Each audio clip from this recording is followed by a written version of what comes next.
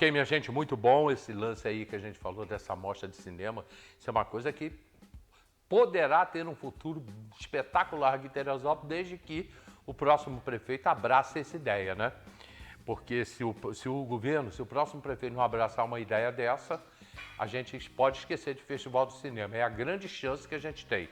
Olha só, o pastor Paulo Pimentel, está pedindo uma ajuda para o Lar Feliz. A situação é difícil. Sabão em pó, detergente e cloro, que eles estão mais precisando. Sabão em pó, detergente e cloro. Casa Evangélica para Idosos, Lar Feliz. Tem ali o Pix, é o 0878985800001-99. Esse é o Pix do Lar Feliz. Então, quem puder ajudar, eles estão precisando de sabão em pó, detergente e cloro. Então, vamos ajudar. Gente, nós fechamos a semana entrevistando aí os candidatos a vice-prefeito. Foi o Rico Portilho, Davi Serafim, doutor Afaf, doutor Maurílio e hoje a Mônica Medrado. Vanderlei Pérez, como é que foi, como é que funcionou, como é que foi essa semana? E que de uma audiência muito grande, hein, cara? A gente arrebentou de audiência aí, graças a Deus. É isso aí, bacana, Hélio. Eu assisti superficialmente algumas entrevistas e mais atentamente a outras. Foi uma boa série. E os candidatos não me decepcionaram, não falaram o que a gente já sabia que eles poderiam falar. Nós temos aí pessoas realmente com um bom conhecimento da cidade, um bom conhecimento dos problemas, e é tudo que a gente precisa na figura do vice, que em Teresópolis, embora esse cargo de vice tenha assim, meio que um imaginário das pessoas que o vice não serve para nada, o vice serve para muita coisa, inclusive para atrapalhar. Então, ter um vice que não atrapalhe, que está afinado com o candidato e que demonstra, né, um papo desde uma hora contigo bem o que ele é, dá para perceber o tipo de gente quando você entrevista, né? Então, isso eu fico feliz com esses vices estando casados com aqueles cabeça de chapa que vão dar o seu recado semana que vem no Diário. Agora, eu senti que todos eles, os 5 que estiveram aqui, ninguém quer ser simplesmente vice, ficar ali à disposição, não. Todos querem considerando no governo, né? Todos querem trabalhar. Nós temos um histórico aqui de relação tumultuosa com o vice, né? Já desde desde o início da prefeitura, né? Nós tivemos aí vices que já brigaram, tivemos um prefeito que foi preso por vice assumir, isso lá nos anos 60, tá? Juntou aí um monte de gente aí naquela época maluca de 64, prenderam o prefeito Flávio e o vice Lalinho assumiu por 30 dias e depois achar o Flávio preso é que era o problema. Aquele período militar que descobriu que ele estava no Caio Martins em Niterói, no meio de 1.000 pessoas lá, entendeu? Foi uma dificuldade, né? Ou seja, era uma relação, e olha, bem, Flávio e a Vela Silva, né? O ex-combatente Vela Silva. Depois nós tivemos outras dificuldades com o vice ao longo do tempo. Em alguns momentos nós tivemos vice assim, muito bem antenados com o prefeito. Você vê o Luiz Barbosa, ele passa a existir politicamente quando ele é vice do Pedro e ele vai ser o prefeito do interior. O Pedro não queria saber da roça, não. Deu o interior de segundo distrito para o Luiz Barbosa e o Luiz fez lá a sua cama, né? Veio de lá eleito na próxima candidatura dele. Aliás, essa relação é muito importante. As pessoas às vezes iam lá para... Cadê o prefeito? Está lá no Caixa da Primavera. Mas é uma brincadeira que fazia dele, né? É a estação que ele mais gostava, né? A estação na prefeitura que ele mais gostava não era vice na prefeitura. Mas é piada, isso. O Pedro gostava muito de ser prefeito, porque ele já tinha sido secretário de governo antes. Ele foi chefe de governo do Valdir, né? Então ele tinha uma intimidade com os problemas da prefeitura, né? Essa coisa de ser chefe de governo, falamos ontem sobre isso, né? O chefe de governo é uma figura muito importante no governo. E ele é quase que um prefeito mesmo. Quando ele tem a capacidade de decidir e decide casadinho ali com o que pensa o prefeito, ele vira uma pessoa essencial, né? E aí, depois dele passar esse período decidindo, porque ele era o único secretário, os outros eram chefes de departamento, ou seja, ele era chefe também dos demais secretários, que eram chefes de departamento, ele era o único secretário, então ele vai conseguir controlar bem o governo, né, e controlar as relações da cidade ao ponto de se eleger na eleição seguinte. Foi um bom prefeito e teve uma boa relação com o seu vice, Luiz Barbosa. Depois tivemos outros casos aí que não é bom nem lembrar, que dá complicação, porque olha, tínhamos vice que só serviram para eleger mesmo prefeito, depois já no dia seguinte já está brigando, né, cara? Já quer confusão, conspirando. Então é importante que o vice tenha uma boa relação, tenha uma boa liga com esse cabeça de chapa, porque eles vão um atrapalhar a vida do outro se não tiver essa boa conversa, esse bom namoro antes. Eu ontem, num papo de sauna, lá no Comari, ontem à tarde, eu conversando quando eu chego, o pessoal logo pergunta, e aí, quem que está na frente? Quem que tu acha que vai ganhar? Todo mundo quer saber isso, né? Aí eu comecei a falar sobre obras, sobre projetos e obras realizadas, né? Comecei lá atrás, no governo Flávio Bortoluzzi. Aí eu falei, olha, o Flávio foi um cara que interligou os bairros, fez calçamento do bairro de São Pedro para o bairro de Araras, colocou iluminação pública que não tinha. Aí fui lembrando de todos eles, né?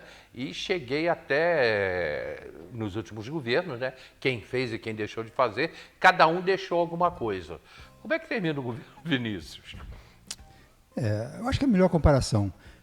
Não dá para comparar esse atual governo com os governos anteriores, porque mesmo o Tricano, que foi eleito para 20 anos e ficou 12 anos no poder, ele tem as suas obras, né? Você tem grandes obras da época do Pedro, grandes obras da época do Celso. O Petro deixou um legado em vários segmentos, né? Deixou um bom carnaval, deixou um esporte de qualidade, deixou algumas obras, grandes escolas, né? Pelo menos três grandes escolas, alguns postos de saúde. Deu uma arrumação também na cidade, pavimentou.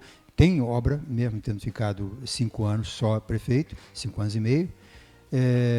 Não dá para comparar nenhum desses aí com o Malhades, que foi o maior prefeito que Teresópolis já teve. As obras do Malhades ainda estão até aí. Basta lembrar que todas as pontes, praticamente 80% das pontes da cidade foram feitas por ele. Imagina uma cidade sem pontes. É essa cidade que o Malhades pegou em 51. E os outros prefeitos não gostavam muito de ponte, não, tá? Tanto que ele, quando chega no governo de 73 e 76, ele ainda ficou para ele a ponte da Rua Doutor Aleixo para fazer. Foi ele que fez em 73. E mais várias outras pontes. Então, ele, além de Colégio Antônio Santiago, abertura da reta, né, entre a Praça Olímpica e a Casa de Saúde Nossa Senhora de Fátima, ele deu uma arrumada na cidade, ele preparou a cidade, né? Mas todos deixam alguma contribuição. Nós falamos, essa semana foi entrevistada aqui, na quarta-feira, né, a doutora Faf. Ela foi prefeita por 6 meses, entre janeiro e junho de 98.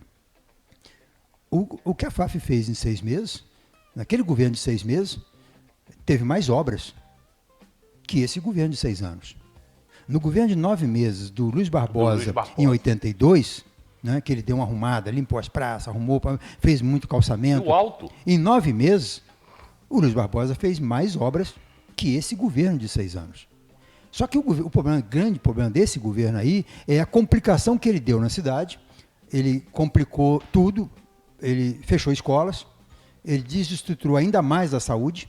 A nossa saúde está desestruturada. Ela tem os seus 20 e poucos postos de saúde, ela tem a UPA, ela tem os hospitais funcionando, mas as relações que essas secretarias têm com aqueles setores que atendem a ela não estão funcionando. Foi uma má obra desse atual governo, né? Então, e, além disso, você tem as escolas fechadas, em obras intermináveis, e tem a desgraça da conta da água, a desgraça da concessão com suspeita de fraude pelo Tribunal de Contas do Estado. É muito forte você falar que houve fraude na licitação da água, mas quem diz isso é o Estado, porque o sentido da licitação é a busca do menor preço. E o Tribunal de Contas, numa ação, ele vai ao Tribunal de Justiça para cancelar a licitação da água, afirmando no Tribunal de Justiça que aquela licitação estava direcionada e representava risco ao patrimônio público, risco ao erário. Quem fala isso é o Tribunal de Contas do Estado ao Tribunal de Justiça. Isso já tem um ano e alguns meses. E cadê que a Justiça tomou uma decisão, tomou uma posição com relação a isso, né? Então, esse é o legado que esse prefeito deixa, né? Eu já vi alguém dizendo que esse prefeito vai passar para a história como o pior prefeito de Teresópolis, e já é. Já está na história, não precisa nem de dizer, porque ele não vai conseguir. Ele não consegue entregar a reforma da feirinha de 3 anos. Ele está agora anunciando com festa a reabertura do hemonúcleo, que era para demorar 6 meses apenas, e levou 3 anos e 6 meses para reformar um posto de saúde. O hemonúcleo nada mais é do que um posto de saúde. Entregando de uma forma complicada. Entregando para uma empresa do Rio. Para tomar conta. Para tomar conta. Uma empresa de fora vai cobrar 300 mil reais, vai receber da prefeitura, do próximo governo, 295 mil reais por mês. Por mês, para administrar o hemonúcleo. Será que nós não temos aqui estrutura para... O que é administrar o hemonúcleo? Ver se as máquinas estão funcionando, ver se a lâmpada está acendendo, ver se o público está chegando em quantidade. Isso aí não precisa de contratar ninguém para isso, né? Então esse é o legado que esse governo ruim vai deixar para a cidade, que precisa e deve ser pelo próximo prefeito, e aí qualquer um desses 5 que forem eleitos vai mudar esse modelo que está aí. Que esse modelo é o mais errado que você pode imaginar, né? E é um modelo também de enganação, né? De enganar as pessoas, de que vai fazer uma outra UPA. 2 UPAs, né? Era para estar pronto, UPAs, né? 2 Prometeu logo 2 UPAs. Clínica da Mulher, aquela 2 obra... UPAs, Clínica da Mulher, teleférico... E tudo com pedra fundamental, né? A Clínica da Mulher ali na rua... O bairro Jorge Marques. Esse tem até placa, né? Tem placa. Não, é surreal. A gente, mas você não gosta do prefeito. Claro que eu não gosto. Eu já não gostava dele antes da eleição, da primeira eleição. Eu conhecia essa figura antes da eleição. Então eu já sabia que não era alguém com capacidade. Você sabia que tem Mas o governo desse aí não dá para imaginar que isso poderia ter acontecido com Teresópolis. Você sabia que tem um monumento, me fugiu o termo agora, oh meu Deus. Um monumento para as vítimas da tragédia? Não é monumento, não? Fizeram bem um monumento, é uma placa de homenagem. Fizeram é um monumento mesmo, fizeram alguma coisa ali. Você sabia que fizeram isso? Fizeram aqui na Sudantec. Tem na Sudantec, só que ninguém pode entrar lá. Ninguém entra lá para ver, ninguém nem sabe que aquilo está lá. E o tal prédio da prefeitura, na Sudantex, que está pronto, né? Só falta o prefeito levar o gabinete para lá, tá?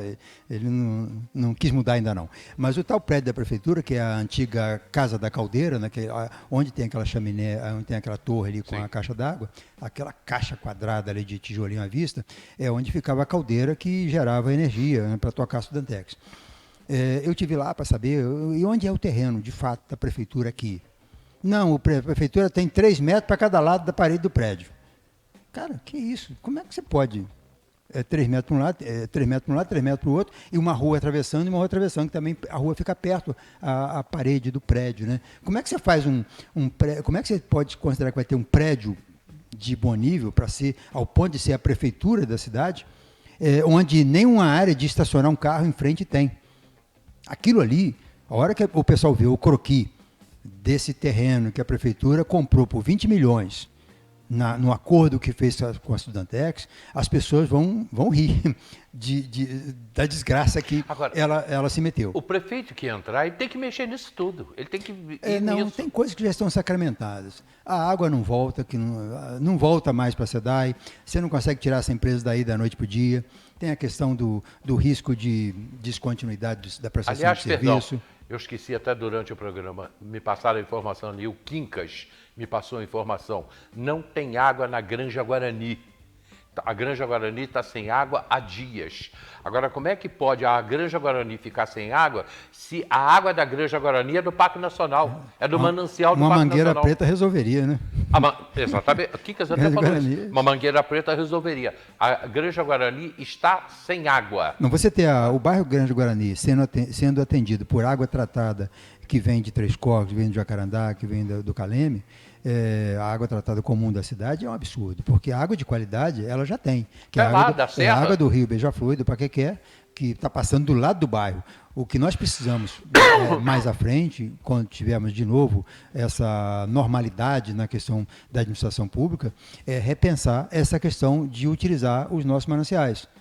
Então, se você tem uma água de qualidade num bairro, você precisa de ter ali uma microestação de tratamento, né, uma ETA, para aquela água atender aquela comunidade. Inclusive nos locais de Mangueira Preta, né? Você tem uma água no corta-vento, por exemplo, você tem água lá para atender 100, 200 residências. Então essa água precisa ter um depósito bom para ela tem que ser tratada naquele local, porque é uma água muito fácil de tratar. Ela não tem elementos químicos que vai depender de grande apuração.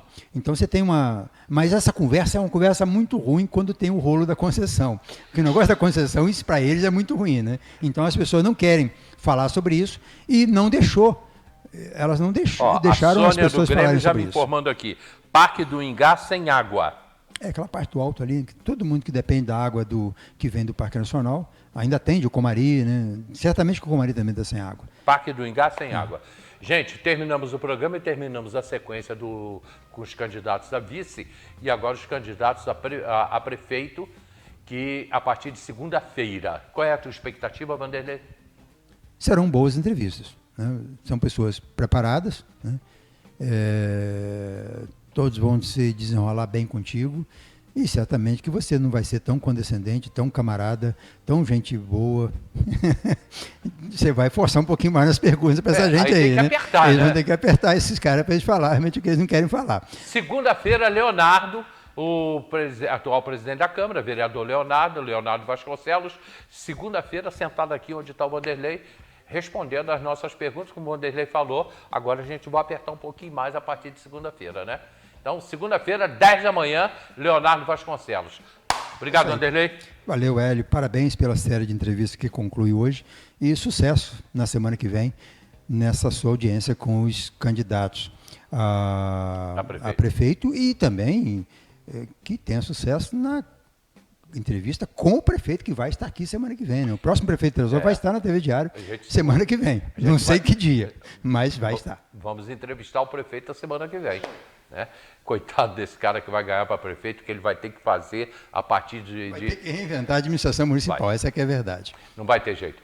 E a gente vai falar muito disso até o final do ano. Muito obrigado. Meio-dia e 1 minuto, 12 horas e 1 minuto.